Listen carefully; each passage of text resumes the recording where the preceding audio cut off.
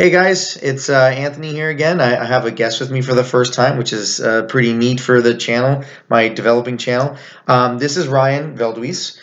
He's one of my friends and helps out a lot with the community in terms of running games and teaching demos, stuff like that. He helped paint some of the models for several starter sets that we've done in the past. One of them was the 40K starter set, and the other one was the Star Wars Legion starter set, of which we at North Bay Games and Hobbies got an advanced copy of, and that's actually what we're going to be here talking to you guys about today.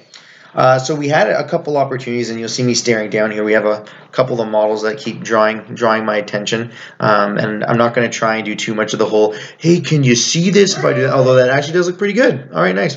So I keep looking down at some of these cool models they gave us, but we had an opportunity to paint everything last week and run demos for the general public this weekend at the store. Most of that was done on Saturday. All day. It was great. We taught a lot of people how to play, got a lot of good reaction from it, and we did a little bit more on Sunday just for people who couldn't make it in.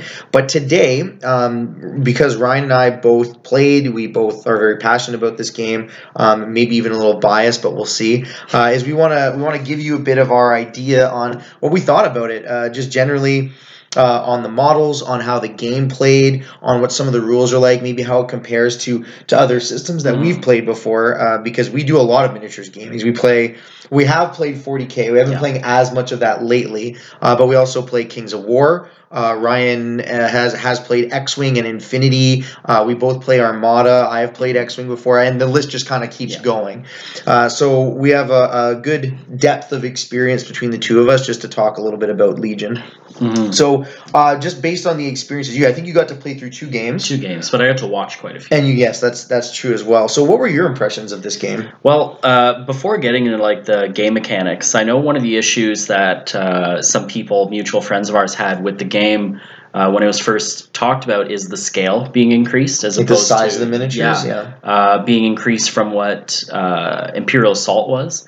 People saying, "Oh, why didn't they keep it Imperial Assault size so the minis can go together?" And I can see those kind of complaints a bit, but Imperial Assault's played on like 2 feet by 2 feet maximum. Yeah, the little cardboard tiles and stuff. Whereas Legion's going to be played on a 6x3, which is significantly larger. And the first thing I noticed when I got to look at the minis is the size seemed appropriate. Yes. There's a lot more meat to them, especially, like a model like Vader, who stands quite a bit larger than a standard trooper. And it makes them very imposing on the table. Or I think the Imperial Assault scale wouldn't have had the same impact, especially when we get to models like the ATST, which is just going to be and Vader's meant to be a more imposing figure anyways, right? Like I think that this game, I might be wrong, but I think this falls into the 32 millimeter standard as a game, whereas like something like Warhammer is 28 millimeter. But Vader, for example, I know someone in one of the Facebook groups for Legion measured it, and Vader from the bottom of his base to the tip of his helmet kind of thing is about 47 millimeters, because he is meant to be that more imposing figure. He stands taller than Luke, which is accurate. But I echo what Ryen's saying. Like, even when I did my unboxing video, I just said, yes, they're bigger than what I'm used to with a lot of the other games I play, but it just felt right. Like, the thing I can compare them to most is like when you're a kid, if you ever played with those green plastic army men, they almost have that kind of a feel to them. They almost have that kind of like, oh, like, this is my army man, dude. I mean, obviously there's a lot more going on there, a lot more detail, but it did seem like that kind of, this feels right to me. But yeah, I guess going into the mechanics, I played a lot of hyper-competitive miniature games, probably the most competitive being a War Machine Hordes, which has a very Magic the Gathering-esque kind of gameplay to it, where it's a very hardcore tournament system. So when I look at war games, I try and look at them from a kind of objective standpoint. Is what does it bring uniquely to the table? What kind of tactical offerings does it have? And in the past, I've always had issues with games like, and this is going to get me some flack from certain communities, but like 40K, which in general promotes setting up on one side of the table, setting up on the opposite side. Everything can see each other. Everything is in range of shooting, and everyone just rolls bucket loads of dice, which if you like that, that's fine and it's great. But I know what I'm a fan of in miniature games is movement, outmaneuvering. I'm a big fan of history, and you see that a lot. And very few games kind of get that across, especially when a game's primary fighting mechanic is shooting. You just tend to see a lot of and when it's loose squadron based as opposed to the classical fantasy rank and flank type of things. Yeah, you're right. With these squadron type games, it's a little bit difficult for them to sometimes portray the importance of still doing the flanking maneuvers and the vanguard maneuvers and the overwatch maneuvers and that kind of stuff. Yeah. However, I was really happy to find rather quickly that Legion is very movement based. It is extremely important getting around the table. It's very challenging to get your units around the table, especially safely, and we'll get around to that. We talk about the cover mechanics and how devastating a single round of shooting can be. And I want to touch on something Ryan said too, because I want to point out as well that it's not our objective here is not to say that Legion is better or worse than any other game out there. Every game is fun in its own way, and each individual gamer may like one system more than another. But again, like I mentioned at the top of the video, Ryan and I have played a lot of different miniatures games, so that comparison is going to come out naturally as we talk about well, what is this like compared to Warhammer 40K, because we've played that, and what's it like compared to a game like Bolt Action, because we've tried playing that, so there's a lot of different systems out there, and this is just our experience doing that. And I want to put that disclaimer out there because, like Ryan said, it can be upsetting. If your favorite game is 40K and we happen to have an opinion that is we like the way movement works better in this game than 40K,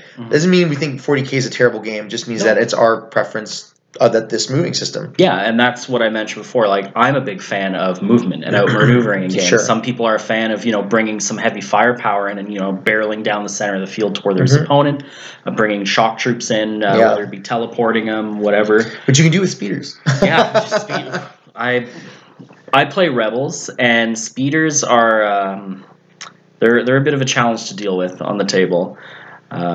But yeah, do you want to get into different unit types? Sure. Well, before we get into unit types, I want to quickly just point out what I felt were the things that made this particular miniatures game different than a lot of the other ones. And that was a question that I got from a couple people who were trying out the demo. They're like, well, what realistically makes this different than something like Bolt Action or 40K, which are other squad-based type shooters, right?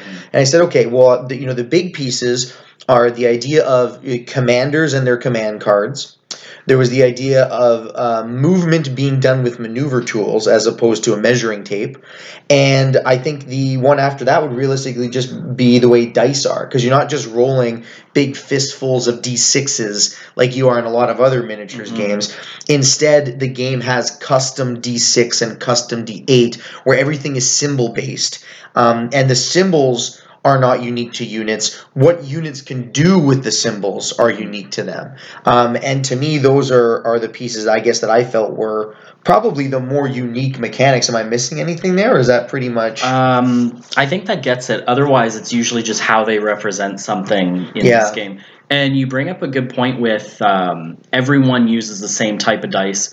Everyone's abilities are relatively the same. And that's one thing I like. There are some games that do this. Infinity, Kings of War, those are two that come to mind, where you look at the main rulebook and it'll tell you assault rifle. Sure. And it'll say Rebels have an assault rifle. Stormtroopers have an assault rifle. They don't go into one has an E11 blaster, one has, what is it, an A280 blaster. A288 or something like that. It doesn't matter. Yeah. They're assault rifles. Yes.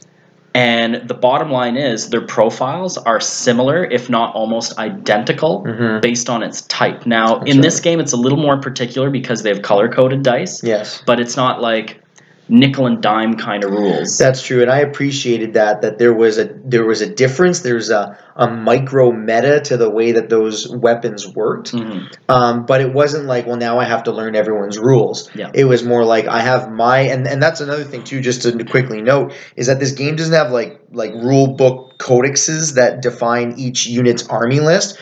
It's that you would have cards. You have like reference cards, much more like Hordes and War Machine, where you've got your unit reference card, and it would denote on the card, like, yes, a stormtrooper is equipped with his E11 blaster rifle, and a rebel trooper is equipped with his, A28 or whatever the heck it's called. And yes, they are both different, and yes, they operate a little bit differently, but it's not like, well, what's the, how does one punch through armor easier? Does one give me longer range or something like that? No, it's, all of them shoot at range 1 to 3 as denoted right on the card. The difference comes in that they're rolling different colored D8s. So the game has 3 flavors of dice. There are white, there are black, and there are red. White is the crappiest of die in that it has more blanks on it.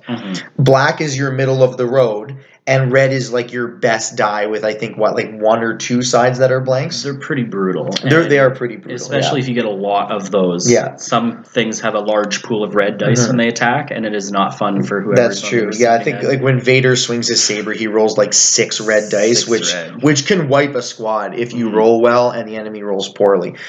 Which, because we're on that topic and because we're on the topic of dice, another thing that's a little bit more unique about this game is that there is no like armor save.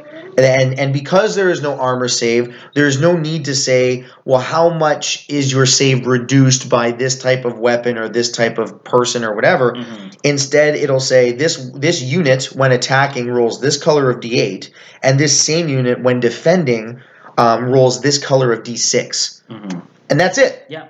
And the other thing to note, too, is where a lot of games that use pips on their dice, 1 to 6, 1 to 8, this has hits, misses, or crits, or surges.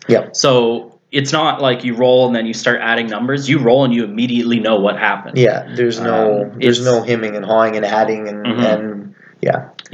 The only thing to add in this game is if you roll a surge, which is it's a shield with a sword in it or something. It's a unique symbol, and I think every dice has like 1 or maybe 2. And I'm sure that's depending on the die again.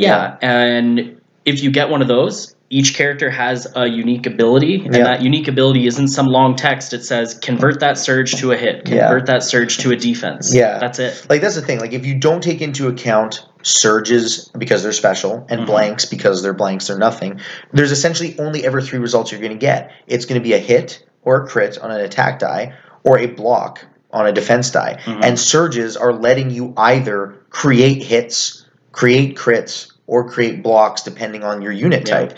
And so, going off what you said too, the only time I ever saw any instance that, where the dice rolling or dice calculation were, quote, slowing down the game, and a huge piece of this was only because, for reasons that we're all aware of, Fantasy Flight gives you not enough dice in the core set. Like, you need to buy another dice, or you're trying. How many more of these do I have to re-roll? And keep in mind how many hits I already have.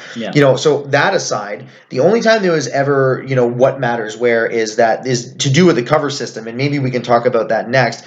But cover specifically allows you to just ignore a certain amount of hits based on the cover you're in. We've experienced light and heavy cover, and light cover says ignore a single hit, and heavy cover says ignore 2 hits. So essentially, if stormtroopers shot at me and rolled 5 hits, and I was in heavy cover, I bump that down to 3 hits before I roll my defense dice. And it's great. And some people are like, that seems really overpowered. Like, how would you ever kill? Well, the reason that exists is because the dice are so fickle, and it's brutal. And your squad sizes are no bigger at this point than 6 ever. So even if 3 sneak by, that's half your squad dead if you don't save them. So the cover is very important. So the only time that calculation got weird was it was like, all right, so cover cancels hits, but cover does not cancel crits. So it was, well, how many crits did I get and how many hits did I have? And the cover's going to get rid of this many, so I got to roll this many dice for the defense. But I do still feel like a large portion of that was that you couldn't have them all just sitting in front of you because there weren't enough dice. Because the set came with 3 dice of each color. Of each one, And, for example, when I was rolling my Rebels, I needed 5 black dice. And then I had an aim token, which let me re-roll 2 dice. So I was rolling 3 black dice. And then I was saying, okay, and 2 of these need to be rolled again because they're troopers that haven't fired yet. And then, okay, how many were misses? Because I get to re-roll 2 of those because of the aim token. So I'm sure if we had a dice pack, which is very Of course, Fantasy yeah. Flight-esque of Yeah. it. I'm not going to complain. They're a company that's made to make they have money. a business model. Yeah, they have a business model. They release a game with a good rule set and some nice minis, and I'll be happy, especially because the dice are a one-time buy. Unless they start coming out with units that'll say roll 20 black dice. Yeah. But yeah, the cover system was really quick and kind of refreshing, because we had players that tried the game for the first time who are used to games where you have units of like 20 guys on the table, and units might have multiple hit points. And so far, the only things we've encountered that have multiple hit points are heroes and vehicles. Otherwise, a trooper, one shot, it's dead. Yeah. And when you have 5 guys in a squad, you fail 5 saves, it's the whole squad gone. And a starter set, you only have 2 squads per side.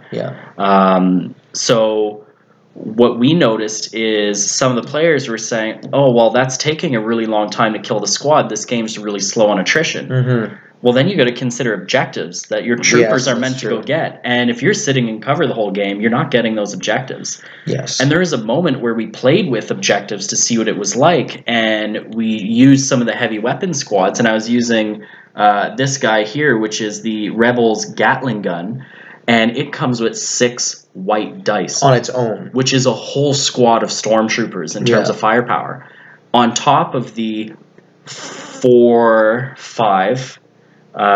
black dice. So I was rolling 11 dice with the one squad. And realistically, only ever 6 at a time. Yeah. And those are different colors, so you can see why it got a little weird. But yeah. And so there's a point where Anthony brought his stormtroopers out of cover to grab an objective that was out in the open. And the rebel squad just unloaded on them. He wasn't in cover, and the stormtroopers pretty much got wiped off the table. The smoke cleared, and there was just nothing left. So shooting in this game is absolutely brutal, and it's really refreshing when combat's super decisive. So in cover, it becomes this slugfest. Yeah. But the moment someone tries to get out of cover, that's the nature of war. If you're not behind a wall or something. And that's the thing, is what I found most entertaining about running these demos is we really got to see interaction between 3 different types of gamers. There were, because I can think of specific individuals in my head, and if you watch this video, maybe you'll know who you are as I talk about you. But there was at least a couple players there who had just never played a miniatures game, or at the very least never an infantry-based miniatures game. There were people there who were long-time miniatures gamers, but were suffused with one particular game. And then you had the other folks who were just kind of like, I've dabbled before and I've tried this and that. And the interesting thing to connect to with what you're saying is that these people they'd make comments like that where, we had someone who was really into 40K, and they shot at rebels who were in the trenches. And after all of the rolling and cover and dice were done, he had killed 3 members of that 7-person squad. And the comment that he made after was like, oh, that was pretty anticlimactic. That was underwhelming type of thing. And other players were saying, being like, well, what are you talking about? That squad's half dead, and that's one of the 4 things that's on the board. Yeah. That was brutal considering they were in heavy cover. And so you get that slow shift from, well, this is how other games do it. This is how this game does it. And we were, of course, playing on a 3x3 board because we weren't playing a full 800-point game. The box gives you anywhere from, it's about 400 points. Yeah. You could squeeze it up to 500 abouts with a whole bunch of upgrades. And you can kind of compress it down maybe to 350 if you really left everything behind. Well, Vader alone's 200. Yeah, Vader alone is 200 points. But Vader alone can take the board if used correctly. Yeah. I guess that we're on the topic with that. There were 2 things that I learned about this game as the takeaway. Whenever I kind of jump into a mini war game, I try and see what's this game's selling point? What are some of the big standouts in it? Something like Kings of War. Don't let them charge your flank. Don't let them charge your rear, because it's a game where you get double or triple attacks. Yes. So it's brutal. In this game, I discovered that you need cover. If you don't use cover, your units will die. The other thing... Cover is so integral to the game that the base set literally includes for you 8 pieces of this kind of heavy, and it classes it as heavy. It says, look, we're going to give you 8 of these barricades, and they're supposed to be heavy cover, which is ditching 2 per thing. So obviously it's so important for the game that they saw fit to give you terrain in the starter box to say, if you have nothing else, you're going to have this heavy cover. And the other thing I learned in this game is that if you have a lightsaber, you can wipe out an entire squad in one attack without batting an eye. If the Force is with you. If the Force is with you. So the starter set comes with Vader and Luke. And we all know, any fan of Star Wars, anyone who doesn't even watch Star Wars knows Vader. Is one of the most iconic villains in existence. He's an intimidating presence. Yeah. So when you tell someone, oh, Vader will just walk up to a squad of rebels, a la Rogue One hallway scene, and take them all out in one go, no one gets surprised. But, you know, don't discount Luke, because Luke also gets 6 dice. Luke also gets pierce quality to his dice, meaning he can ignore defense dice up to a certain degree. Same with Vader, except Vader's a little more potent at that.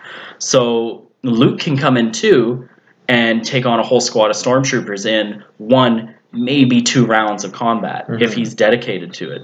So those were the 2 things I took away is, you know, use cover or you'll get wiped off the board. And try and keep Jedi or Dark Jedi at arm's length. Otherwise, they'll shoot you to pieces. And try and catch them out of cover. And one of the things I found, too, is that the heroes as well, they're commanders, but I mean, in some sense, they're heroes more than others. Like next month, Fantasy Flight releases their next commander packs, which will be Princess Leia and General Veers for the Rebellion and Empire, respectively. And they are not nearly as combat-oriented as Luke and Vader are. However, they still will have a lot of powerful abilities and that kind of thing. The bottom line is with these kind of more fighty heroes that are going into the thick of things, in a way, they're like glass cannons. So, for example, both Luke and Vader roll red dice, which is the best kind of defensive dice they can have. Luke's got black. So, sorry, for defense. Oh, for defense. For defense, I should have, specified defensive dice, which is the best kind of defensive dice you can have. Vader has 8 hit points. Luke has 6. You know, regular troopers have 1. They have the ability with their lightsabers to even bounce blasters back at their source, dealing auto damage, which is insanely cool, and force powers that help and all that kind of stuff. So they're very powerful, and they can really wreck whatever they get their hands on, much like Ryan was saying. But the other thing to note is that even those characters, if they don't take the appropriate steps to protect themselves with cover or by locking themselves in combat or by giving themselves dodge tokens or whatever, they can get gunned down just as easily as any other squad person. It'll just take a little focus fire is all. So there's a game we played where, you know, through bitter fighting, I was able to kind of get rid of the Imperial presence on the board, and it was just Vader, and he was kind of in the middle. And he was kind of between 2 squads of rebels. He was between the ATRT Walker, which he had crippled so it couldn't move, so the guy was just shooting backwards with his blaster. Luke was off doing his own thing, and so the only reason I was able to take down Vader is because he was surrounded by people who kept kiting him. So the moment he'd try and go near one squad... Because Vader's quite slow. They would run away as quickly as possible. And yeah, he was wiping out squads, but it would take him just a little bit longer than what he could afford, and eventually he just succumbed to blaster fire. Yeah, like we've talked a lot about movements. You know, like the game comes with 3 different styles of movement measuring sticks, which you can see here. So this longer one, the only thing that we've witnessed in the game that comes in the starter set is the speeder bikes will use this, and they're very fast. Yeah, with their compulsory move and 2 move actions, which is the only action you can do twice is move, they can literally go from one side of the table to the other in one turn, which is pretty crazy. And why might that be important? Well, one game I was hiding behind cover near the back of the board with some troopers, and the speeders got around cover. Yes. And when you're not benefiting from cover, you basically get wiped. Yeah, they're the ultimate flankers because your troopers can be hiding behind something like this, but the bikes will be able to go compulsory move, regular move, and then even then almost be able to shoot you behind that cover. With their second action, you know. Your normal trooper, including Luke, will use this style of movement, and Vader uses this style of movement. So you can see that he's a little bit slower, and it doesn't seem that big of a deal, but I can tell you as someone who played Imperials all day that day, that it absolutely makes a difference. The other thing to keep in mind, too, is that Luke and Vader both come with an ability that is similar but different a little bit, that basically lets them do a free attack action if they end their movement. So normally it's you spend one action to move, you spend one action to attack. Luke could spend an action to move, a second action to move, and if he ends in melee range, he can then get a free attack. So he can actually charge quite far. Vader's is slightly different in the sense that it lets him do a free attack, not just melee attack. So he can move twice and then chuck his lightsaber. Yeah, if he's got that force power upgrade, he can throw his lightsaber, and that's a free for him to do that. Yeah. And that's, what I think I'd like to touch on now, just because you kind of brought it up. Actually, you know what? Before we get into things like keywords and action economy, I want to talk about the last kind of piece that affects or that plays into commanders, which is one of the things I said earlier was a defining part of this game, are the command cards. Yeah. And that's huge. I've never seen a mechanic like that in a miniatures game before. But essentially, your entire turn has 3 phases: command, activation, and cleanup. And so these cards are a big enough deal that they have their own phase, and it's the first thing you do in the game. Every team, every faction will have your 4 basic command cards. And these command cards are identical to each other. One of them, when you play it, always comes back to your hand. The other 3 will be discarded throughout the game as you use them. But your typical hand size is actually 7, because every commander has a unique set of 3 cards, or at least 3 cards. I don't know if future sets will have more. I think they have more as well, but you don't have to use all 3. You don't have to use all of them. You can mix and match, because you can take up to 2 different commanders. Yeah, in fact, I don't even think that you necessarily have to even use all the basic command cards. You just have to have a hand of 7. Yeah. So essentially you pick your 7 cards, and the leader abilities, like the command cards that are custom to the command miniatures, they work vastly different. And we're not going to go into all the specifics of that, because this is not a learn to play video. This is a what we thought of it. But I'll let you talk on Luke's, because I never really utilized that. So the general flavor of command cards is they have a initiative order, so which player gets to resolve theirs first, kind of thing, and a unit activation order, because the game uses random activations similar to bolt actions. Yes. You reach in the bag, you grab a dice, and if it's representative of what needs to be or what's on the table, you can activate it. So with this, you have a little deck of tokens representing each of the different units you have on the table, and these command cards will let you grab tokens of your choice equal to the number on the command card and basically pre-assign them. So you're guaranteed to activate those when you need them. The thing is, usually the more units that a card lets you automatically activate, the slower that order is in initiative. That's right. And these cards are 1 use only per game, which is super neat. So the commander ones, usually they take that essence of initiative and unit activation, but they add a neat flavor to it. So Luke has one, for example, called Son of Skywalker, and it's a super quick card, and it only lets you guarantee activate Luke, and it says gain a free attack this activation. And funny enough, they have the image on it of him, in button mash mode. Yeah, in button mash mode against Vader. He's whacking Vader. Yeah. So a card like that is great. Say if Luke is in striking distance of Vader, and 2 lightsaber swings can probably do in a hero. It's devastating. Other ones, for example, Return of the Jedi, let Luke activate and let him activate 2 other guys.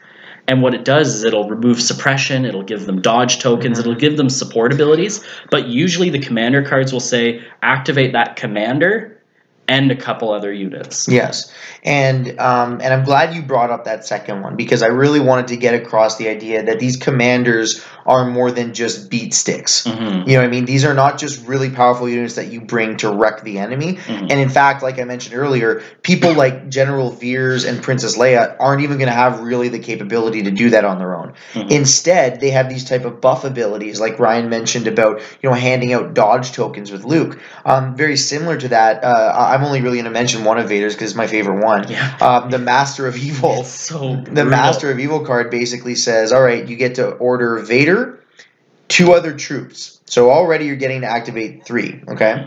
And 3 is not that low on the initiative track. If someone plays a 4 or 5 card, you get to go first. There's no 5, I think. I think 4 is the highest. Isn't standing orders 5? Standing orders Oh, I see. Okay. Yeah, so if someone plays a 4, then you're still activating get to go. 3 units at once is huge. That's the most the game will let you that we know of so far. That's true, yeah. But the real kicker here is that it says, so Vader, when you activate him, immediately gains a dodge token without any costing you any action. And moreover, every single unit that is capable of taking suppression tokens within range 2 of him receives 3 suppression tokens, which is enough to wreck that unit's day for 2 turns possibly. Yeah. So to quickly delve into suppression and morale in this game, so units have morale stats, and it's not a super high number. A squad of rebels or stormtroopers, their morale is 1. And the way suppression works is if you're shot at by a ranged attack, so, you know, running in with a lightsaber won't suppress the unit, it'll just wipe out the unit. So if you're in cover, you're in heavy cover, you make all your saves, you're fine and dandy, you're still suppressed. You're still being shot at. It's still, you know, disrupting your ability to participate in the combat. You lose an action if you have a suppression token. So putting one suppression token on an enemy means if they're stuck behind cover, they can't aim and shoot. They can't move and shoot. They can either move or shoot. It really limits what they can do. So coordinating who you're suppressing an enemy before running forward to grab an objective is a big deal. And this is the only game I've ever seen where morale and fleeing and rallying are not in any way dice dependent, realistically. It's more over a fact of if you have any number of suppression tokens, your unit is suppressed, and that's what Ryen was just describing, the idea of only 1 action. However, if the number of suppression tokens on them doubles or more their courage value, which for all intents and purposes is their morale, then they panic and they have to use their action to run towards the nearest board edge, and if they make it off, they're dead. Yeah. So how many suppression tokens does it take to rout a unit of troops? 2. 2. Shoot at it twice, or Vader uses his ability to put 3 on a unit. He's routed the front lines. Yeah. He's leading the charge and he gets in there. Vader wins battles through sheer charisma. Yeah, so what happened, one of the games we played is Luke was too far away to inspire his allies, and I had rebels sitting in the crate trenches. The trenches, yeah. And Vader just waltzed up, used his ability, routed my 2 units, and because they have to flee, 1 unit almost went off the board. Luckily enough, they got to stay in the trench because the trench went towards the table edge. The other unit left the trench. They got out. That put them out into cover. So making a unit flee isn't just great for getting them to go away. It pulls them out of cover. It's one of the many ways this game has of creating this relationship between cover and not cover, which again goes back to that whole why I'm getting so enchanted with it is because it plays a lot with maneuvering and outmaneuvering your opponents. And so you might say to yourself, well, you know, it's really, I mean, with squadrons having courage values of 1, I mean, suppression seems like it'll almost dominate the game, except that whenever a unit with suppression activates, you get to roll 1 white defensive die, so a d6, for every suppression token they have. Now, white is the crappiest of dice, and you're hoping to not get blanks because every non-blank you get, whether it's a surge or a defense, you get to pull a suppression off them. So even if a unit has a suppression token on them when they start the phase, they might ditch it and still gain their 2 activations. On top of that, at the end during that cleanup round, you're taking off dodge tokens, aim tokens that weren't used. Every unit on the table that has suppression gets to lose 1 suppression automatically. But again, don't depend on succeeding with those white dice. No. I would recommend playing that you're going to fail all the white dice rolls for your rallying. And then you're only ever happily surprised. Yeah. Instead, rely on your heroes being in range, because if a unit's going to break, they can instead use the morale of a hero within a certain range. Yeah, I think it's 1 to 3. Yeah. So that's the thing about Luke and Vader is, 1, they're either leading the charge, they're either off on their own, or you've kind of wasted them. That's why I'm excited for characters like Veers and Leia, who are half the points cost of Luke and Vader, They add defensive and offensive buffs for units they're with, so they're going to be standing with the troopers. They're going to be giving their morale to the troopers. So I'm very excited Fantasy Flight is taking the route of adding both combat characters with lots of force powers, lots of cool abilities, and general technical or commander characters. Yeah. And the thing is, with their system, they're saying you can have 1 to 2 commanders. So if you want to use both Leia and Luke or Veers and Vader, you can. However, you're going to have fewer troops on the table. You're going to have fewer heavy units. And troops are what you need to secure objectives. Your stormtroopers and your rebel troopers, you need those to get objectives. Now, one thing to note, too, just to go back to our thing on morale, is that we did like that vehicles, for example, and the speeder bikes are classified as vehicles as well, but they cannot be suppressed. In fact, they don't even have a morale or courage value. No. They instead have kind of like a mechanical damage threshold, so that rather than ever having to deal with running away, instead, once you hit, like for example, this ATRT has 6 wounds on it. Once it takes 4, it is going to suffer some kind of impediment. Whether it is I no longer have the ability to reverse, or one of my weapons is destroyed, or I only get 1 action per turn now. There's a variety of things that could happen to you. And you know what? It makes sense. If I was in a walker with a tank-busting gun and Vader was coming at me, I don't think I'd be scared. I'd just try and shoot him. And the irony here is that he probably should be, because we've seen Vader take down that ATRT in 1 round of combat before. So on good rolls, Vader will just obliterate it, because it is a vehicle, meaning only crits will hit. However, Vader has a significant pierce value, or impact and pierce. Impact and pierce. So impact converts hits to crits. So say Anthony rolls his 6 red dice and gets 3 crits and 3 hits. Well, those 3 hits are converted to 3 crits, and he's got 6 crits. Which would be enough to kill that in 1 go. Yep, but I get to roll 6 dice. Oh no, I only get to roll 3 because he's also pierced 3. And 3 of those hits automatically go through. Now, this is something I want to address too, because, and Ryan's just talking off the cuff, so I'm not going to hold this against you. But, I've actually seen some people who take that logic, and rather than just using it as talk, do it on the table. Well, they'll say, well, I can't save 3 of those, so I'm only going to roll 3. Don't do that. Roll all of your 6 dice, because you don't know that you're going to get all shields, or you may get all shields, and then you know what I mean. Like I've seen it work out in some situations. Yeah, I see what you mean. So you roll 6 dice. Say you only get because some of those dice have blanks on them, and so you're giving yourself more of an opportunity to roll shields by rolling more dice. Yeah. So, and I don't know, ultimately, I haven't done all the math. Maybe it's 6 of one, half a dozen of the other. I'm not sure. But I think that, I've heard other people make the same comment online where they say, well, you should still roll all your dice just in case. So same with cover. Same with cover, absolutely. Roll your dice first, and then cover will take the blanks that you might roll. Exactly right, yeah. But I think that's probably a good segue, though, now into the idea of, which is the most important part of the game, I think, is the keywords and the action economy. Yeah. Because those were 2 keywords that Ryan was talking about there, impact and pierce, where the impact is saying Vader converts, because he has impact 3, so the number denotes how many. He turns 3 of his hits into crits, and then the pierce value of also 3 says also after the defender rolls their dice, just ignore 3 of the shields they roll. Yep. You pierce through 3 of those shields.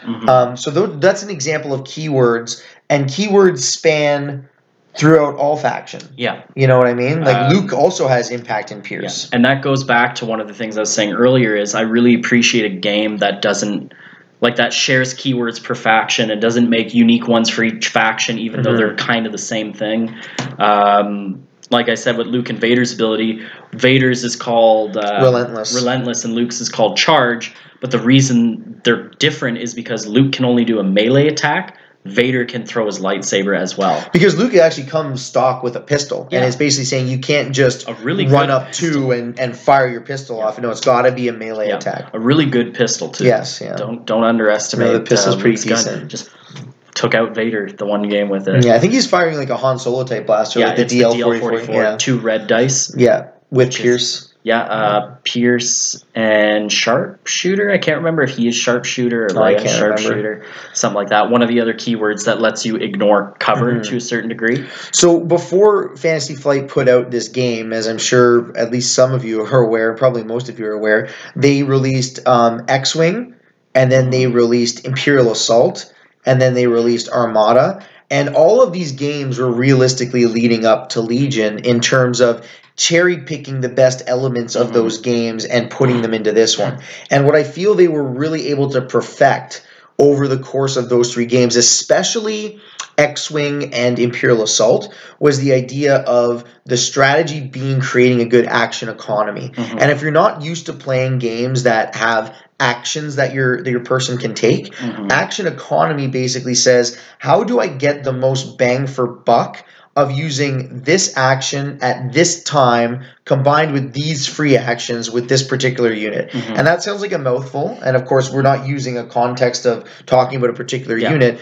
but maybe we will just to get our point across. The other thing to keep in mind too is this game isn't a I move, I shoot, I'm done, now it's your turn. It's I activate one unit, you activate one unit, back and forth. So you really have to be careful with the order that you're activating things, because if your unit is out of range of being shot by something, and then you move it into range of something that hasn't gone yet, that unit can then say, oh, well, I don't need to activate right away anymore because you've moved into range, so I can go last with that thing because your unit that was threatening it is already gone. So I'm going to activate something else that has more pressing concern. That's exactly it. Which to me, that comes right from Armada. Yep. That comes right from the idea of I don't need to activate this right now because everything that would threaten it is already gone. So I can save that to the end and go somewhere else more pressing. Now, it's not quite the same because Armada is a little bit more of that, well, just pick any ship you want and go. Whereas this game is, you might not have given the right activation token and have to draw randomly, and you don't know necessarily which troop you're going to activate. So that adds another element to the game. But this idea of, you activate a troop and it gets as many free actions as you want, and then 2 actions total. And none of those actions can be the same with the exception of move, which means even if a card says do a free attack, that still counts as an attack. So one of your normal actions cannot be a second attack. So it really becomes, and I've gotten most accustomed to Vader when it comes to this because he's so slow. His actions are very important. A lot of force power upgrades, of which Vader can take 3, which is the most so far, are free actions. So things like force choke, that's a free action. Things like force pull or push, that's a free action. Is it force reflexes? That's a free action. So Vader is going to basically really slowly move up the field, but all the time he's going to be doing these other things. So that if he's moving out in the open, he might say, well, what I'm going to do is I'm going to move, and then I'm going to move again, and then I'm going to tap force reflexes for free to give me a dodge token, so that even though I'm out in the middle of nowhere, I'm going to ditch one hit automatically and potentially have the ability to knock them back at you with my lightsaber. Jedi with dodge tokens become an extremely dangerous thing because they get the red dice, which is the best one available for defense, and then all the surges block and cause a wound to whoever shot them. An automatic wound. Auto wound, which I can't remember exactly how many blank pips are on a red dice. Is it I think one or 2 tops. Meaning that the odds of hurting Vader are lower, and you've increased the odds of just killing your own unit when shooting at him, or Luke. They both have that ability. I remember there was one game I had a full unit of stormtroopers sitting in a crater firing at Luke. And I was kind of just forgetting the fact that he could just deflect them back at me. And in the process of doing that, I lost 2 stormtroopers who were actually in cover from their own shots. Like, it was brutal. But I'll tell you, every single player who played this demo and had the opportunity to do that, nothing put a smile on their face. Nothing was more thematically Star Wars than saying, you shot at Luke Skywalker, you shot at Darth Vader, and guess what? I just batted those back at you, and 2 of your guys just died. And every player would just be like, wow, that's cool. Even the person with their troops died. Oh, yeah. Like, man. I deserve this. That's one thing I will say. It's a very cinematic game. It is very cinematic, especially if you have a beautiful table to play it on, like the one we had the opportunity to play on during the demo day. That's right. My dad's pretty handy. He's a kind of crafty guy, and he created somehow the night before, within hours. Like somehow between the hours of 9 p.m. and 9 a.m., and I know he did sleep, is between that time he created a 3x3 board that was the planet Crate from the newest movie, The Last Jedi, and it came complete with cliff face, giant metal door, trenches, attack tower, turret, like everything was there. It was a great table. And I mean, we'll see if this can pick it up, but it had a is pretty much the same as this flock. Yeah. The red with the hopefully the salt on camera's top. picking that up as red and not a kind of off brown, but it was that red clay earth with that white salt on top, and it was there great. Were craters, there were trenches, like the minis fit in the trenches perfectly. Where the top half of them, the ones who had their guns level, were able to pull it. Awesome. It was perfect, and the turrets were there. Everything was there. It's great, and it was a balanced table too. Yeah, and if you actually want to see some more of those pictures, you can go on Facebook to North Bay Games and Hobbies on Facebook, and we posted some videos of those demo events. We posted pictures that Ryan took with his fancy schmancy camera, not like my phone camera, and we posted some of that stuff as well. So you can definitely get a look at those if you want to kind of check out the board more. And I'm sure in the future, I've always wanted to do battle reports. Maybe I'll start doing battle reports with Legion, and that can be something that we post videos of as well. But yes, it's getting back to the action economy piece. It's hugely important to decide the order in which you do things and the wording of your abilities. Ryan talked about the idea of the difference between relentless and charge. For the longest time, we sat there and said, why do they call it something different? It's the same thing, move and attack for free. But the wording was just slightly different of, Luke can't do things like move and throw his lightsaber, but Vader can. That was one thing. Another thing, coming back to that idea of charge, is charge says immediately, and relentless is the same, it says immediately after doing a move action, perform a free attack. Which means that if your idea was, I want to get into that combat and aim and attack, then you better do your aim action first so that you can aim and then move into the combat and then attack and have the benefit of your aim. A really neat combo that I did was, because Luke has force push, which push doesn't mean push away. Push just means push them in a direction. A speed one maneuver. You force them to. So Anthony has some stormtroopers who are behind cover, and Luke was far away, and Anthony wasn't really concerned about Luke. And in my mind, I'm thinking, Luke can do this. Luke can take the unit. And so Luke used his first movement to move up quite a bit because he's a speedy guy. And then he was within range 1 of the stormtroopers. And so he used his force push to move them a bit closer. And then he was able to move in and get that charge off. So he pulled them out of cover, he pulled them out of position, and he pulled them away from an objective and was able to use that to get into combat and get his free charge attack and wipe out most of the squad. That's right. And a lot of this stuff, I mean, we're talking about is context specific, as it always will be, because every game is unique context. But like, you can get so much out of your characters and your units by effectively utilizing that action economy.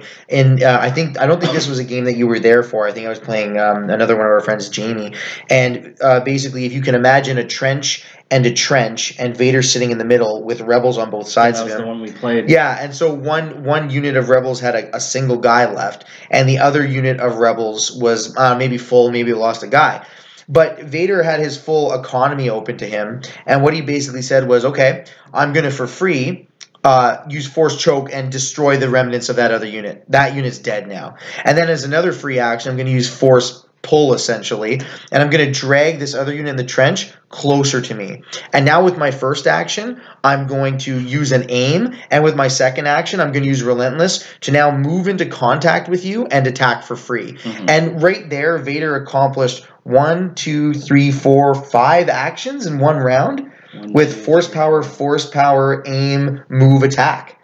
Like 5 actions in one go, and essentially eliminated 2 infantry squads. So that's a great example of how the strategy is in what you do with what when.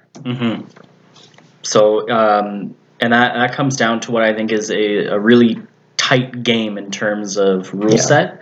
In terms of abilities, that doesn't overcomplicate itself in tiny little rules and tiny little bonuses here. I mean, they do have upgrade cards which add little bonuses, but they're not that particular. It'll be like add grenades, which gives you a different kind of weapon attack for a situation, something to do with context. Gives them blast, ignores a defense. So it was very simple and very easy to get a hold of, and I know that was one of my. There's a moment the first game I played where Anthony was showing me how the rules worked and said, grab your maneuver tool, get the squad leader, move him up, and now just put everyone in cohesion.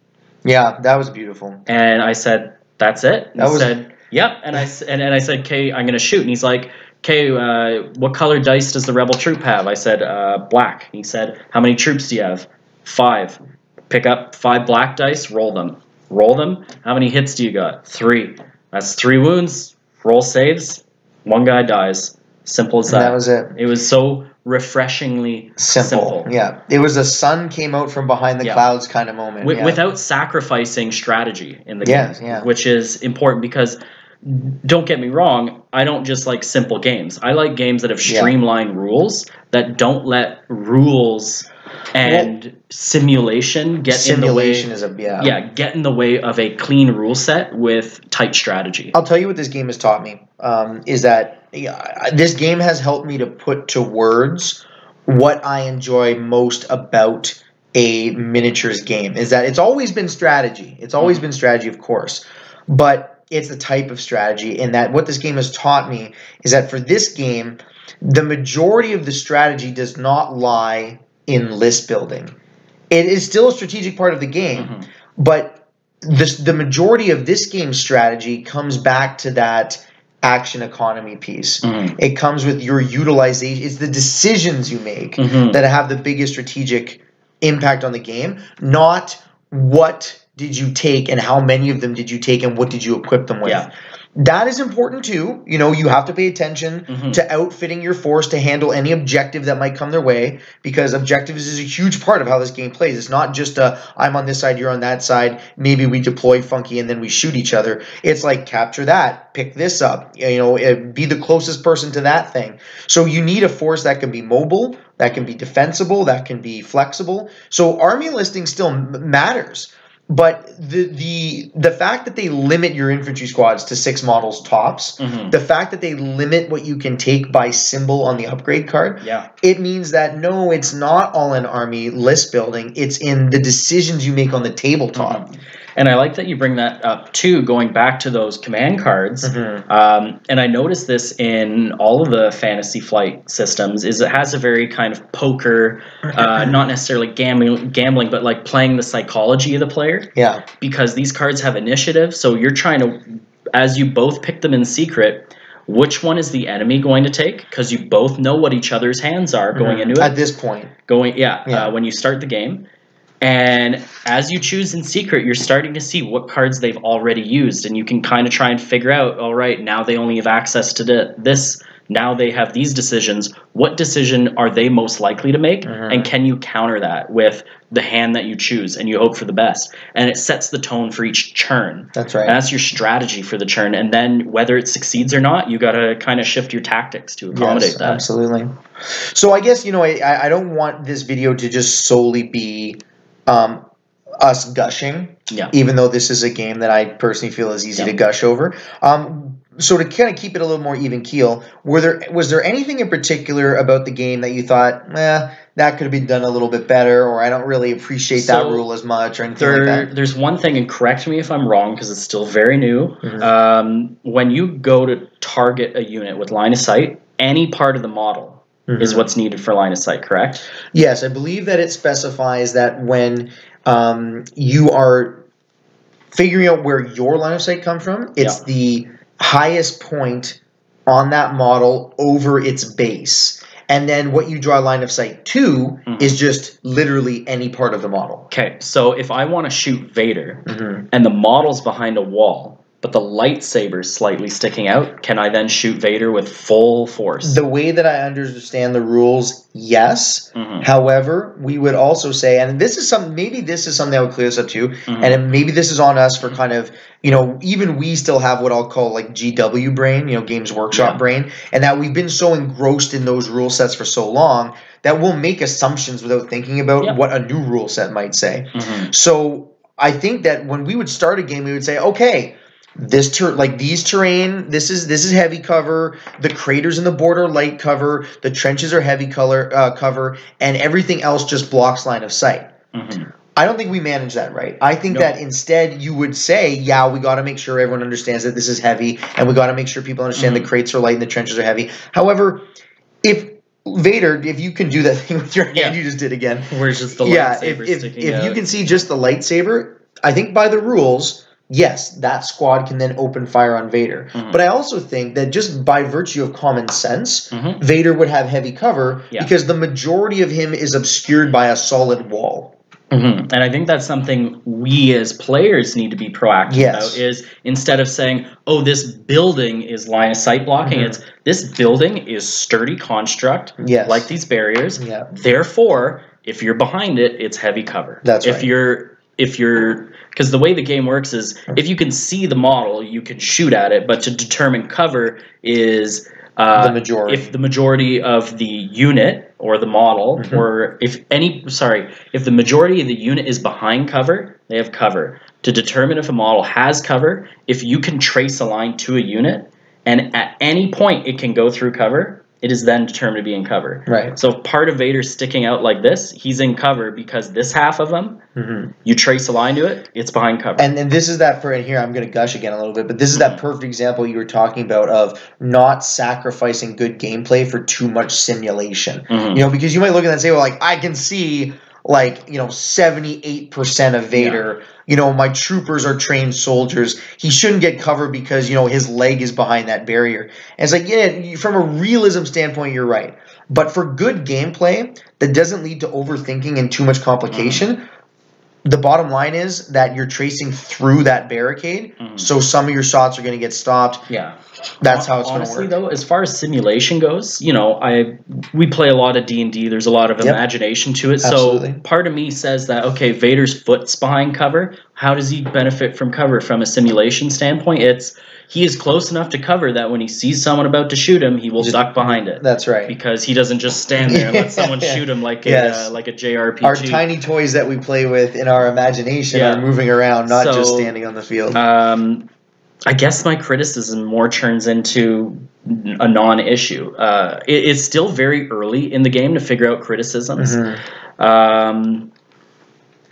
It's funny in that every time I think of a criticism, it can be resolved. Like, the biggest one in my mind isn't something that I experienced playing the game, but something I thought about after the fact, which was, well, you know, I've played this demo enough times, and yes, I know that there's going to be additional unit types that release on day one with that starter pack, but even still, I'm thinking to myself, well, is it going to get stale? Is every army list more or less going to look the same, which means games are going to play more or less the same? And that might be true for, like, a month, because Fantasy Flight has this absolutely absurd every month release that they're doing for this game, and they've said that they've got at least the first year of releases planned out, and I thought it was just good PR. And then they released after they showed Leia and Veers a long time ago, but then like a couple weeks ago or last week they said, by the way, you know, you're getting Leia and Veers and Snowtroopers and Fleet Troopers in April. And in May, here's what you're getting. You're getting more terrain pieces, and you're getting new objective cards. And then a lot of us are suspecting that at Adepticon later this month, they're going to release what we're getting in June. And it'll probably be the Special Forces troop, because we haven't seen any yet. I'm honestly still waiting for Wookiees. Exactly. Wookiee Death Troopers from Rogue One, like all the sniper troopers, like scouts off their bikes, Bothans all that stuff. Bothans to die. Gotta have those, right? All of that stuff. So when I think to myself, is the game going to get stale? Well, how can it when they're literally spicing it up every month? Well, look at the way they've taken it with X-Wing and Armada. You have, here's a really great example, the T-65 X-Wing. First thing that ever came out for X-Wing, how many years ago? Oh, geez, I don't know. A few. And it's gone up and down in terms of relevancy, in terms of combos. They just released the Saw Gerrera pack, and it came with a couple new upgrades that have apparently entirely reworked the very first model that ever came out in X-Wing and changed its gameplay entirely. And so this game, as well as Armada in the past, use upgrade cards.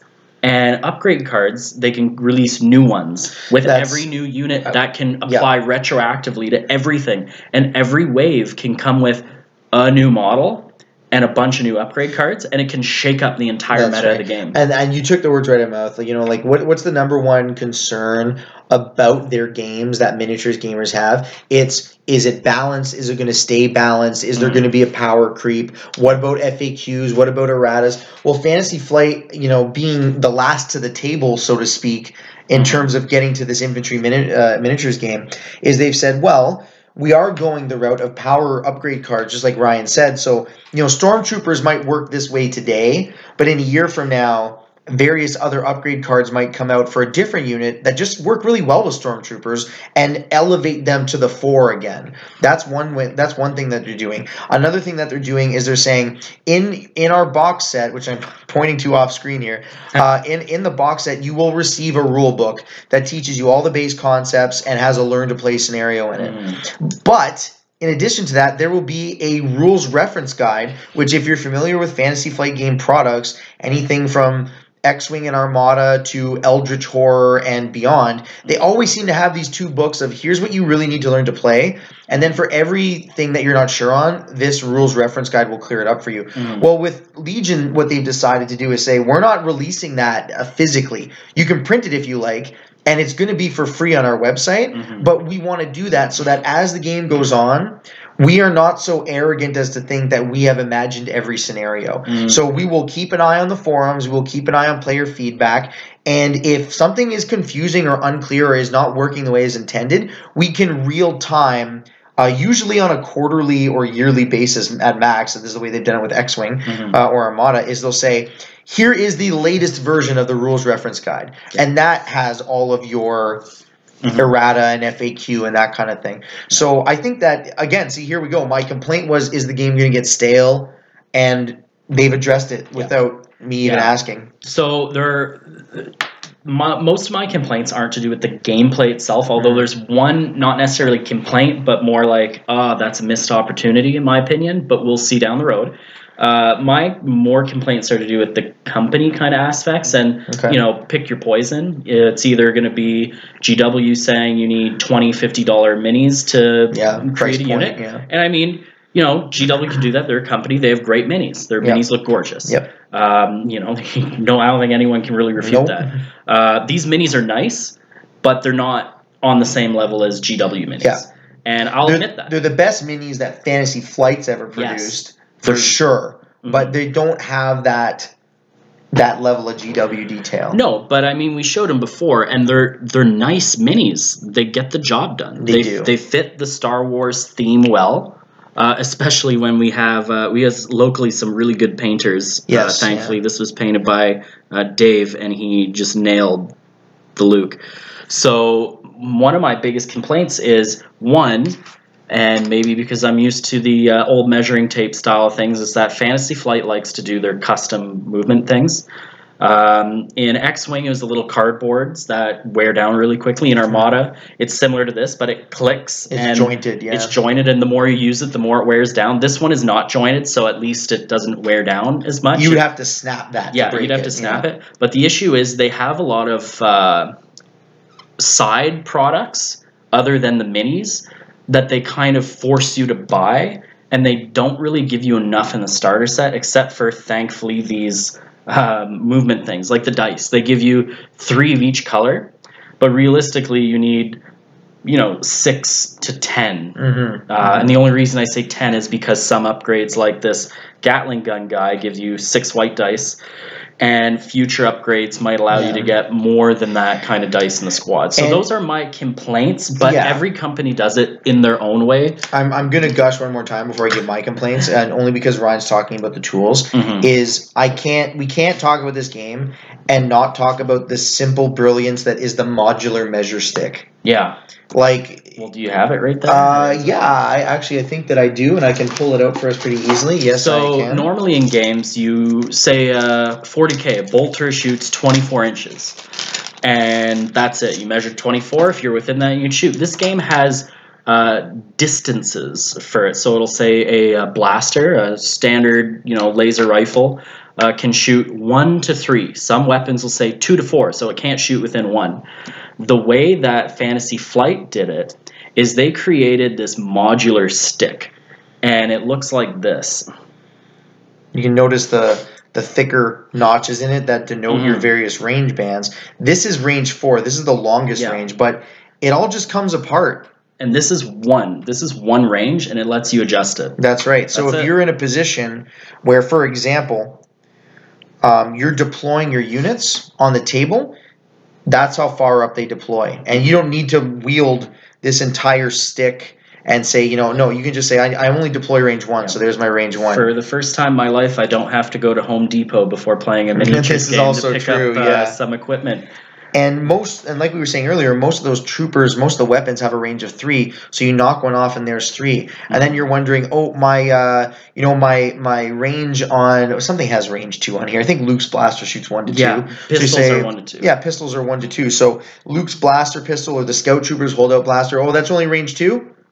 Done. Okay, there's my range 2. Yep. And again, not a giant thing, but it was just another one of those things where as a longtime miniatures gamer, I was like, this is just nice and intuitive and easy and done. And there's not any one of those things like, this is like a hair off from the 2 inches that it's supposed to be. Can you give it to me? Do you want to roll for it? 4, 5, 6, you got it or not? No, this is pretty cut and dry. Everything is pre-done for their ranges. And I think we measured it out. One of these sticks is 6 inches is what we measured out. So your range bands are in 6 inches increments.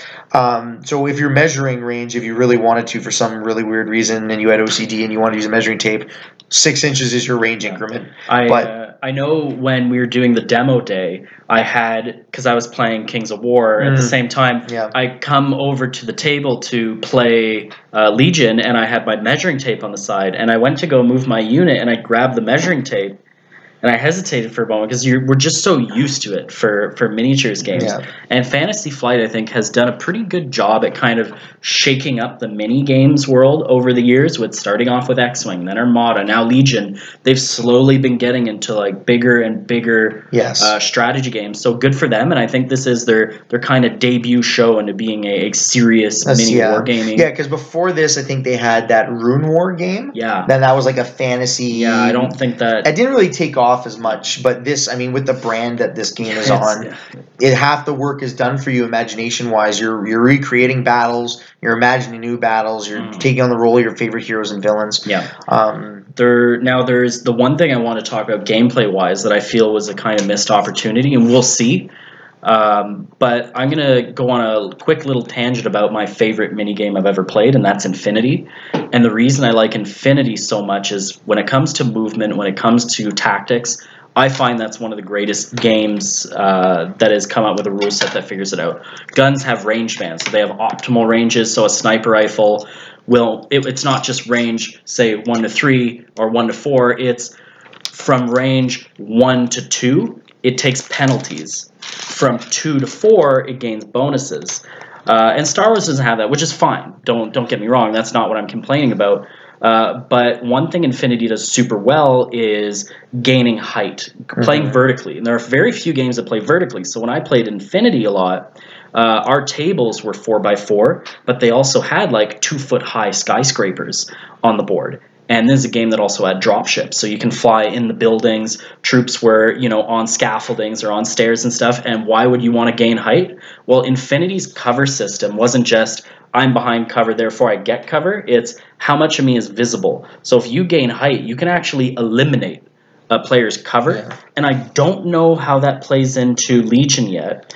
I'm thinking it's going to operate the same way, because one of the reasons Ryan's bringing this up is because this game is also built for that kind of vertical gunplay, where you can upgrade stormtroopers to have grappling hooks to make them climbers. The AT-RT has a grappling claw that enables it as a walker to scale cliffs and whatnot. Luke has jump because he's a Force user and can jump really high apparently.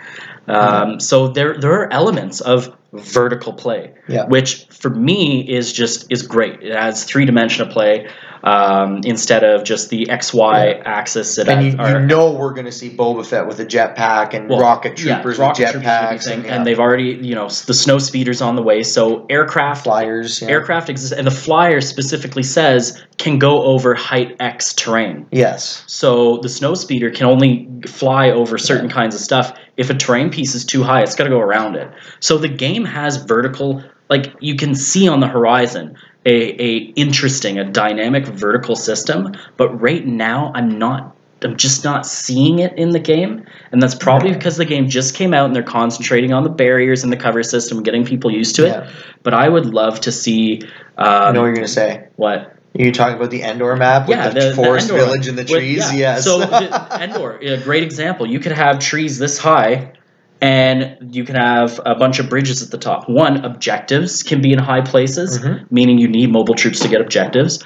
Two, if you use the high scaffoldings, you can get over no man's land, which is a thing that's in this game, which is a lot of fun. If you have no man's land like tables, or you can have dense cityscapes, and maybe battles on Coruscant. Yeah, the slums of Coruscant would be awesome. Your light cover could be like smoke clouds coming up from places. You know, the possibilities are really endless. Yeah, you can really do whatever you want. So it's either we're missing something because the game is set such an early stage that we're just maybe not interpreting the cover right. I think that we're still just trying to get out of that mind fog of other games where think about it. I know that you've got a bit of a different experience because I never played Infinity and Ryen loves that game. But since you've been here in North Bay, you've played mainly 40K in terms of ground games. 40K, Kings of War, those War Machine Hordes, and War Machine Hordes. And out of all of those 3 games, how many of them utilize a vertical fight system? 40K-ish. 40K-ish, right? Yeah. And that's because there are troops that can fly, and usually what that means is you go up somewhere high, so melee troops have a hard time getting at you. But there's no intrinsic game bonus to going up there. It looks cool. It looks cool, yeah, exactly. Which is pretty much it, sadly. But whereas games like Infinity and hopefully this game as it's shaping up is actually saying, no, do this. Have this element of the game. So the demo was very cool and the board was very pretty, but we didn't have the time or the resources or the wherewithal to say, well, let's put a bunch of vertical fight positions, especially because the demo game, you don't really have anything but the walker that can effectively climb. But the base set does give you upgrade cards for that stormtrooper climbing equipment. So again, very much how we said the game utilized cover enough to give you barricades, the game is saying vertical fighting is important enough that your base stormtroopers can take that climbing gear. I feel like they're teasing us with it. They're like, hey, you want jetpacks, you want grappling hooks, you want to use force jump? Fantasy Flight knows what we want. just you wait. Here's your vertical combat. Yeah. I'm just waiting for them to introduce X-Wings to the game, just a big starfighter model for sweeps. Or if we get really crazy and we see the AT-AT, but the AT-AT is already in the game. You look at Veers' ability. Once per game, you can do a artillery strike. That's the AT-AT behind board, So here's what I'll say then, because then we've kind of kept you over an hour here, and so I kind of want to wind us down, but I wouldn't feel right without giving an actual complaint of some sort. So if I was going to complain about anything, it's not going to be the game, it's going to be the hobby element of it. And even then, this is a pick and choose, your own flavor type of thing. But from what I understand, you get a certain type of sculpt on the miniatures from the core set, and they only assemble one way. Now, if you want, you could cut the pegs off the arms and glue them on however you want rather than slotting them in the right way. You can cut the heads off if you're good with a hobby knife and everything and do some reposes with green stuff. That's there. But in terms of hey, I'm not a big-time hobbyist. I don't know what I'm doing. I'm going to put the models together as I'm able to.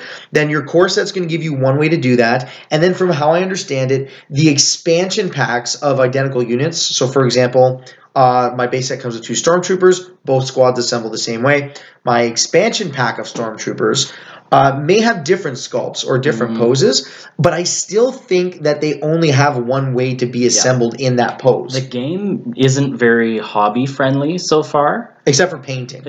Well, like I said, the sculpts are nothing to write home about. I mean, they're great. They fit the bill. They're better than I expected. Yeah, they're better than Imperial Assault, for example. Yeah, they're better than Imperial Assault, but they're not Infinity. They're not Warhammer. They're not, your classic tabletop hobby stuff like kit bashing with these will be a bit challenging. This is a cinematic game. Fantasy Flight is concentrated on their gameplay first. I'm okay with that. And that's great. If you want to be a hobbyist in this game, you're going to shine in the train building. Yes. Because Star Wars is a world with amazing terrain. Imagine the Mustafar station. Make a lava table with that vertical element. If you fail, you're fine. You die. You fall in the lava. Exactly. Felucia with all the beautiful, all the plants. The flora. Sky City's Kashyyyk, Cloud City. Cloud City. Like, there's so many possibilities. If you're a hobbyist, don't expect to have to spend your time on the minis. You're going to paint your minis. You're going to be satisfied because they look very authentic Star Wars. They get that across. Your fun is going to be terrain building. Yes. And coming up with really cool dynamic tables that allow for really neat gameplay. And one thing I'll be interested to see, and I can't use GW as an example here because GW is such an established company with, like, realistically the best miniatures on the market. Yep. But what I can do is I can compare it to a company like Mantic. Okay, Mantic does, Kings of War, Walking Dead, all that kind of stuff. Yeah. Their original lines of models they put out for Kings of War were not great. Let's be honest with ourselves. They had some real problems, and skeletons are good. Their skeletons now are good, yeah. And then they came out with the Walking Dead line, and their Walking Dead miniatures are great. They're phenomenal miniatures as well. But the example I want to make here is that they are now on the cusp of releasing their Vanguard set of rules, which is basically a skirmish version, individual skirmish version of Kings of War. And they showed some of the miniatures that they are sculpting and releasing for that set. Those miniatures that they are putting out are far and away the best miniatures they've ever sculpted. Yes. 100%. Way better than anything you're going to buy in just one of their regimental box sets, right? Yeah. And I would be interested to know that if a small company like Mantic, a relatively small company Infinity like Mantic... did the same, Corvus Belli for Infinity did the same thing, and they still do it. They've done like 3 or 4 iterations of the same sculpt every couple of years. And they re-update. Because they make their money, they make their reputation, they gain more resources, and it enables them to go from a smaller company to something that can produce a better product. And they reinvest in making new sculpts. That's right. And GW did it too with their Plague That's Marines. right. And now you've got a company that's Fantasy Flight. Now, Fantasy Flight is new realistically to the miniatures game of, like, the miniatures hobby, like posing all your stuff and all that kind of thing. They're new to that, but they're not new to games. They're one of the biggest, if not the biggest, board game name out there. They are the ones that have the Star Wars license to do this kind of stuff. I think they're going in a little bit cautious because the miniatures market is a hard one to break into. But ultimately, I think that if this game takes off gameplay-wise, if it functions well in an organized tournament setting, if people start to... And I'm only going to tease this here. If people start to jump onto ideas like we've been having of saying, why do we not combine X-Wing, Armada, and Legion to make a giant, every theater of war escaping Find the rebel campaign? Base. Yeah, like that's amazing. And I would be disappointed if Fantasy Flight didn't jump on that horse and start doing some things there. But ultimately, if this game takes off, I think that maybe down the line we might see more posable minis. Yeah, I would be disappointed in Fantasy Flight if they didn't. I'm pleased with the models now. I'll give you an example here. You might not be able to see it, but this trooper's arm, for example, isn't perfect. Now, the minis are nice. They fit the bill. They got one pose. For a starting game, you've got Star Wars, which is a strong IP. So you can do, and these are more than passable. They're decent. They're decent. Yeah. But I would you rate them out of 10, Ryan? 10 being GW. Like a 5? Oh, maybe, really? Maybe I'm being hard though. Okay. Like 5, maybe a 6. Okay. Like the reason that I give them such a pass is because it's Star Wars, and like your Vader can be a relatively poor Vader, but it's still Vader. It's still Vader, and it's awesome to see Vader. And things like the ATRT, like they're very basic. They're very basic. There's nothing super special about it, but it's iconic. You know what it is. You get excited because you see it. So I give it like a 5 or a 6 in the sense that I'm not a huge fan of rating systems, but in a sense that they're nice minis that get the job done. You can see them at arm's length and know that this is Luke. Yeah. So I think what Fantasy Flight is fine. They're great for what's happening. The main thing is they released a tight rule set alongside them. That is the main thing. However, if this game takes off, which we're pretty sure it will. We've gotten great reaction from everyone who we personally know who's played it. I think it's Fantasy Flight's responsibility, and they might be doing it now, to do some R&D into better sculpts, into varied sculpts. Like this Luke is a Cloud City Luke. Who wouldn't like to see the Luke in his Jedi garb, the all black, which would be sweet. Leia, they have her in one outfit. Who wouldn't want to see her in another? the like her Hoth variation as opposed to what looks like to be a not an Endor but like a sort of camo. Endor. Yeah, she's in khaki or camo drab rebel. That's right. Yeah, so there's a lot of opportunity for them in terms of different sculpts later on. I think I'd be very disappointed in them if they didn't say, all right, we made our money off the game. Let's reinvest in developing better sculpts for the hobbyists out there, the collectors out there, and release new and updated versions of things in newer outfits. Now, last point I want to make, I know we're jumping around here a bit at this point, and we keep saying we're going to shut up, and we don't, and that's purely my gene pool, is that someone asked me, Anthony, do you think that eventually they will release command options for your army command models that are generic? Things like, hey, here is just an Imperial general or an Imperial admiral or officer who is relatively low point cost that you can kind of customize to be whatever kind of commander you need him to be. Initially, I thought, probably down the line. But the more I thought about it, I don't think so. Reason being that your commanders are meant to be recognizable heroes. Yeah. And there are enough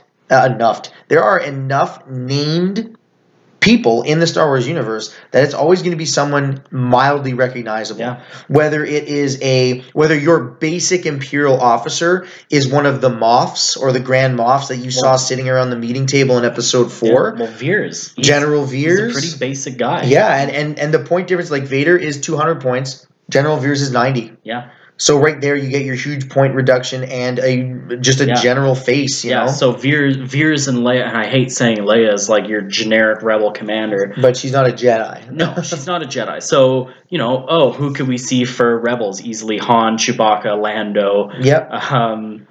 Anyone from the group in Rogue One, like Jyn Erso, Obi-Wan, maybe Ahsoka. Obi-Wan, I want to see Obi-Wan. Like, you would run out of fingers to count on by just naming off people, and there'd still be more people. And you say, we're a long way from being at a point where we would ever need Akbar just a generic. That's Mon Cal army. But General Dodonna, he's a general, right? Crix Madine, he's a general.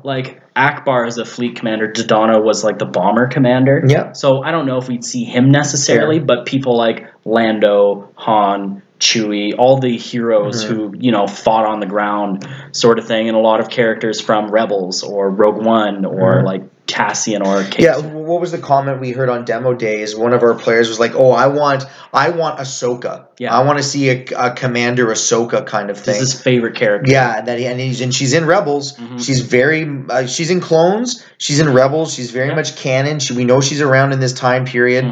Please don't spoil in any of the comments you might leave what happens at the end of season 4 of Rebels. I've not watched it yet, but it was just something I wanted to bring up because I know it was a question that kind of kept getting thrown at me. So we were kind of, speculating based on their first expansions, Veers and Snow Troopers, Leia and Fleet Troopers. It seems like it'll be like a commander and a unit. So maybe Krennic and Death Troopers. Chewie, that's what I want. Chewie and Wookiees.